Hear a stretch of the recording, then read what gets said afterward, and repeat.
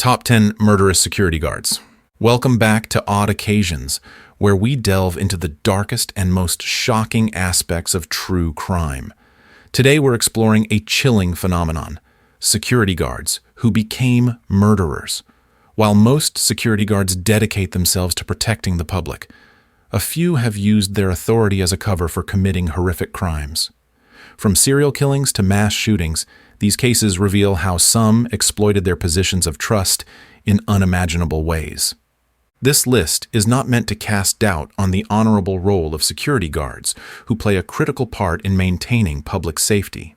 Instead, it sheds light on the rare but disturbing cases where some individuals, given the responsibility of protection, chose violence instead, devastating countless lives. In 1996, during the Atlanta Olympic Park bombing investigation, FBI profilers infamously suggested that the bomber might be a wannabe cop working as a security guard, which led to a wrongful media-driven campaign against an innocent guard, Richard Jewell.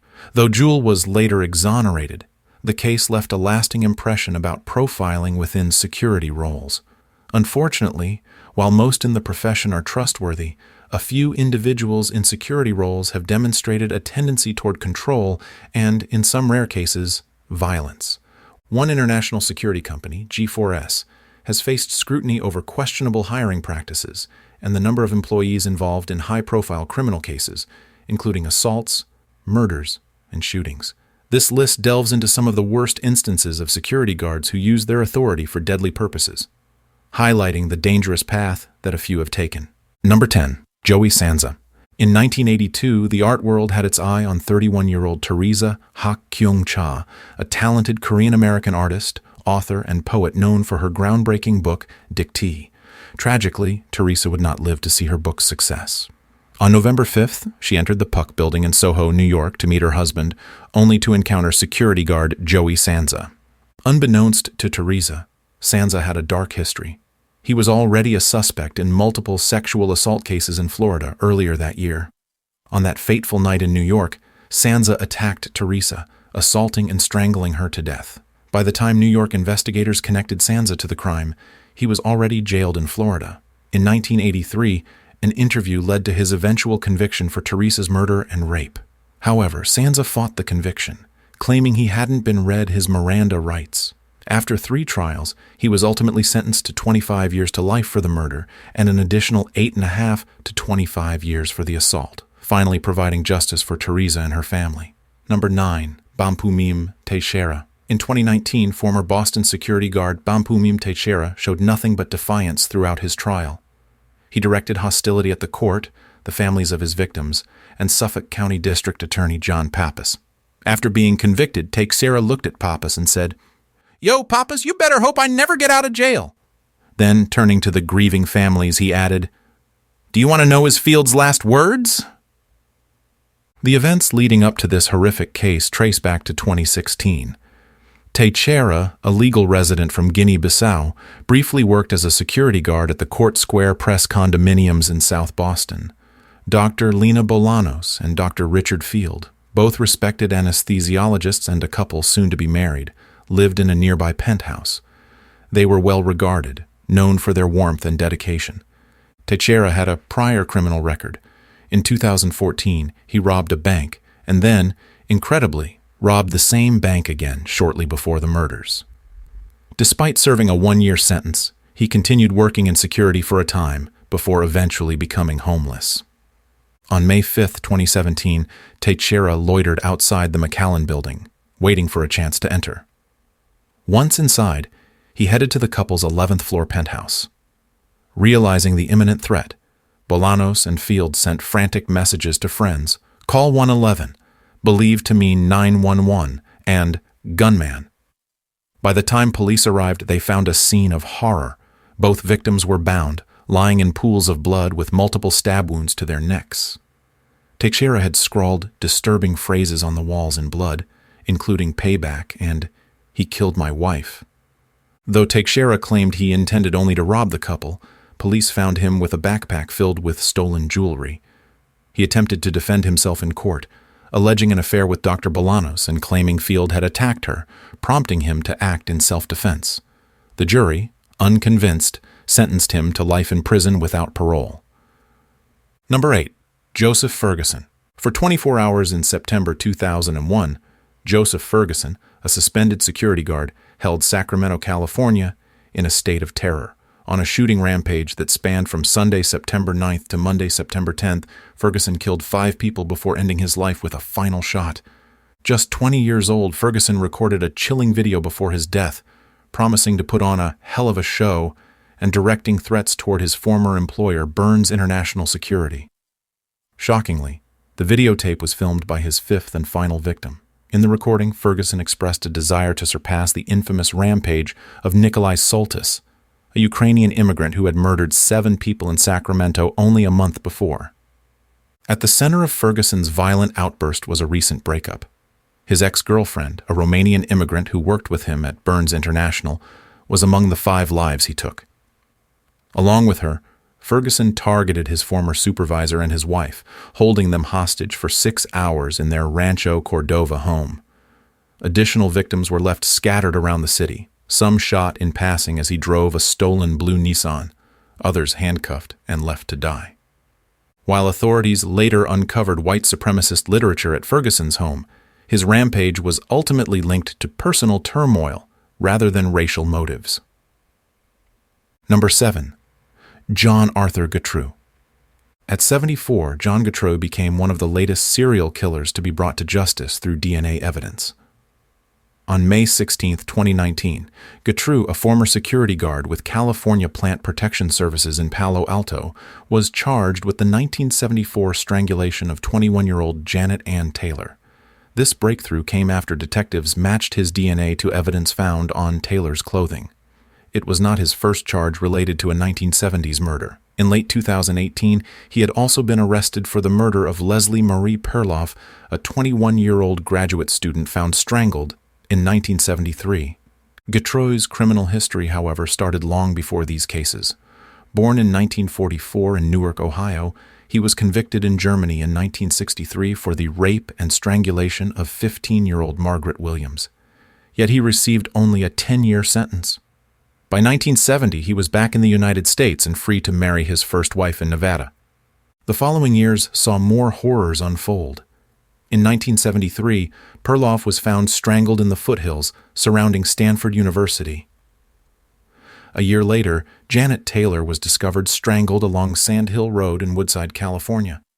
In 1975, Gatu pled guilty to the statutory rape of a 17-year-old, for which he served just 6 months and paid a $200 fine. For years, speculation tied Gatu to the infamous 1974 murder of Arliss Perry, a Stanford student found murdered inside Stanford Memorial Church in a crime steeped in controversy. Some even suggested a link to David Berkowitz's Son of Sam satanic cult theory. However, in 2018, cold case detectives identified the real killer as Steve Crawford, another security guard who had initially discovered Perry's body. Crawford took his life before police could bring him to trial. As Gatu's case unfolded, it exposed a disturbing pattern of unchecked violence and manipulation, all hidden beneath the guise of an ordinary security guard whose dark history spanned decades. Number 6. Andrew Erdis. Andrew Erdis was one of America's most prolific serial killers, responsible for a series of brutal murders across multiple states. Yet, he nearly evaded justice. Less than a month after being convicted in November 2018 for the murder of 8 women, Erdis, 54, ended his life inside a cell at California's San Quentin State Prison. His spree began while he was stationed as a Marine at Camp Pendleton near San Diego. On January 18, 1986, Erdis committed his first known murder, stabbing 23-year-old Robin Brandley 41 times in a Saddleback College parking lot in Mission Viejo, California. 2 years later, he killed Julie McGee in Palm Springs, followed by the shooting of Mary Ann Wells on September 25, 1988. He continued his killing spree with the murders of Tammy Irwin in 1989 and Denise Maney in 1995. During this time, he also abducted 19-year-old Jennifer Asbenson, who managed to escape and report the assault, though authorities did not take her claims seriously at the time. In 1996, Erdis returned to Chicago and took a job as a security guard at a local mall. His violence continued in the Midwest. On April 14, 1996, the body of Laura Ulaki was found shot to death, followed by the discovery of Cassandra Corum's body floating in the Vermilion River a few months later. The last known victim, Lynn Huber, was found in Cook County's Wolf Lake on August 2, 1996. Erdis's downfall began in 1997 when he was pulled over in Illinois for possessing an unauthorized weapon. This firearm was later matched to the gun used in the Illinois murders, prompting him to confess to his earlier California killings. Erdis's case is a reminder of the devastating potential when violence goes unchecked, even across state lines, and highlights the dangers when a position of trust is used to mask such extreme brutality. Number 5. Stephen Hobbs. To those who knew him, Stephen Hobbs seemed far from a serial killer. A tall, married father of 2, Hobbs worked as a security guard and appeared to be a reliable, unassuming presence in his Texas community. But behind this facade, Hobbs had been targeting and murdering sex workers for nearly a decade. On September 22, 2011, Hobbs was pulled over for speeding along Red Bluff Road in Harris County, Texas. During the stop, a motorcycle cop made a shocking discovery. Just 30 feet from where Hobbs worked as a security guard in Pasadena, the decomposed body of 57-year-old Wanda Trombley, who had been missing since July, was found. Authorities believe Hobbs's crimes may have stretched as far back as 2002, though some suggest his spree could have started as early as 1996. In total, he is suspected of killing as many as 15 sex workers in eastern Texas between 2002 and 2011. His first known victim, 38-year-old Patricia Ann Pyatt, was discovered dead near her home in Crosby, Texas, in November 2002. Just months earlier, Hobbs had been charged with aggravated sexual assault of another sex worker. Hobbs's pattern continued until he was linked to additional murders, including the 2010 killing of 48-year-old Sarah Annette Sanford, whose remains were also found near Crosby. Dubbed a modern-day Jack the Ripper by local media, Hobbs was forced to submit his DNA to Texas authorities, who began to investigate his potential connection to other unsolved homicides. In 2017, David Mitchum, head of the Harris County DA's Trial Bureau, announced plans to seek the death penalty for Hobbs. Number 4. Kenneth Bian. Kenneth Bian, with his cousin Angelo Buono, carried out a series of terrifying crimes in Los Angeles between October 1977 and February 1978. The cousins, later dubbed the Hillside Strangler, abducted, raped, and murdered young women, leaving the city gripped by fear. Part of their approach involved impersonating police officers to pull over their victims, which allowed them to lure the women into a false sense of security. Bian had long aspired to be a police officer, but in Rochester, New York, he settled for a job as a security guard. In 1975, he moved to Los Angeles to live with Buono. Trying to create an image of authority, he even forged a degree to pass himself off as a psychologist. During their 4-month killing spree, Bian and Buono preyed on women and girls aged 12 to 28, binding, torturing, and murdering them. Their victims included Yolanda Washington, Judy Miller, Lissa Caston, Dolly Cepeda, Sonia Johnson, Jane King, Lauren Wagner, Kimberly Martin, and Cindy Hudspeth. Their methods were brutal. Some victims were injected with household cleaning agents, and each endured horrific torture. Bianchi's violence continued when he moved to Washington State. In January 1979, he abducted and murdered 2 students, Karen Mandick and Diane Wilder, from Western Washington University. Unlike the careful planning he showed with Buono, Bian acted impulsively, making mistakes that led to his arrest the day after the murders. Ultimately, both cousins were sentenced to life in prison. Buono died of a heart attack in 2002, while Bian remains incarcerated at the Washington State Penitentiary in Walla Walla, still serving his life sentence. Number 3. Dennis Rader. Dennis Rader is widely known as the BTK Killer, bind, torture, kill, responsible for a string of 10 murders between 1974 and 1991 in Wichita, Kansas. His position as a security specialist for ADT Security Services added an eerie irony to his crimes. Rader, the man charged with keeping homes safe, was secretly a serial killer skilled at breaking into them. Rader wasn't just any technician. He was known at ADT as the Blue Book Man for his encyclopedic knowledge of ADT's policies and procedures, a reflection of his meticulous, detail-oriented personality. A Kansas native and former member of the U.S. Air Force, Rader carried out his murders with chilling precision. His spree began on January 15, 1974, when he broke into the home of the Otero family, brutally strangling all 4 family members. In April of the same year, he waited inside the apartment of Catherine Bright, stabbing and strangling her and attempting to kill her brother Kevin, who survived 2 gunshots. After going quiet for nearly a decade, Rader resurfaced in 1985 with the murder of Maureen Hedge, a 53-year-old woman, followed 3 years later by the killing of 3 members of the Fager family.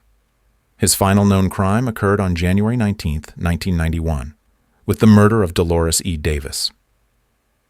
In 2005, Rader's relentless need for recognition led to his downfall. Hoping for publicity, he sent a floppy disk to Lienternken Landwehr and KSS-TV. Forensic analysis traced the disk back to a computer at Christ Lutheran Church, where metadata pointed to a user named Dennis. The identity of Dennis was none other than Dennis Rader, who, ironically, was the church's congregation president. The disk's metadata, combined with DNA evidence, finally led to his capture and conviction. Number 2. Omar Matin. One of the most infamous cases involving a security guard turned killer is Omar Matin, a former employee of the global security company G4S. Matin joined G4S in 2007 after passing background and criminal record checks, although he was not given a psychological evaluation. His role with G4S involved unarmed security work at a retirement home in Port St. Lucie, Florida, before later becoming an armed guard at a county courthouse. Despite being interviewed by the FBI in 2013 after falsely claiming ties to the Boston Marathon bombers, G4S allowed Matin to continue working as an armed guard without requiring him to undergo additional psychological testing. On June 12, 2016, Matin entered Orlando's Pulse nightclub armed with a 9mm Glock 17 pistol and a Sig Sauer MCX rifle, killing 49 people and injuring 53 others. This tragedy marked the worst mass shooting in U.S. history at the time, a record that held until the 2017 Las Vegas shooting. Following the attack, speculation about Matin's motives included unverified claims about his personal life, with some suggesting he was a frequent patron of the nightclub. Evidence released in 2018 clarified that Matin had targeted Pulse on Latin Night, with many of the victims being Latino and Puerto Ricans forming a large portion of those killed. Matin also researched various Orlando venues, including Disney World, prior to the attack, refuting initial claims that he was specifically targeting a gay nightclub. Matin made his motivations known during the attack, using social media and a 911 call to pledge allegiance to ISIS. He cited U.S. airstrikes in the Middle East as his reason for the massacre, stating, "What am I to do here when my people are getting killed over there? Innocent women and children are getting killed in Syria and Iraq and Afghanistan. The airstrikes need to stop." In the aftermath, Matin's wife, Noor Salman, was tried and ultimately acquitted of terrorism charges, asserting she was a victim of domestic abuse. The case further drew attention when it was revealed that Matin's father, Sadiq Matin, had served as an FBI informant and had a history of controversial political statements, including praise for the Taliban. Number 1. Tiago Henrique Gomes da Rocha. Tiago Henrique Gomes da Rocha stands as one of the most prolific serial killers in modern history. A Brazilian national, Rocha, who spent much of his life working as a security guard, confessed in October 2014 to the murders of 39 people. His targets included vagrants, women, and homosexuals, and he used a .38 revolver, later found at his family's home, to carry out many of these brutal crimes. Operating primarily in the city of Goiânia, Rocha preyed on unsuspecting citizens, often approaching them under the guise of a robbery. However, rather than take anything, Rocha would shoot or stab his victims, leaving them and their belongings behind. He later described his motivation as a fury that made him angry against everything, randomly targeting individuals he had never met. Rocha attributed his violent urges to a childhood marked by sexual abuse, claiming this past fueled his rage, particularly against women who rejected him romantically. In his own words, Rosha cast himself as a victim, saying, "In a way, I'm a victim here, too." His disturbing lack of remorse continued after his capture, even requesting permission from prison guards to kill fellow inmates following a failed suicide attempt. Unsurprisingly, this request was denied. Thank you for watching Odd Occasions. We hope this deep dive provided new insights into these chilling cases and the complex, sometimes terrifying ways power can be misused. If you found this video insightful, please give it a thumbs up and don't forget to subscribe for more dark and captivating true crime content. Let us know in the comments which case shocked you the most, or if there's a topic you'd like us to cover next. Until next time, stay curious, stay safe, and remember, sometimes those meant to protect can be hiding the darkest secrets.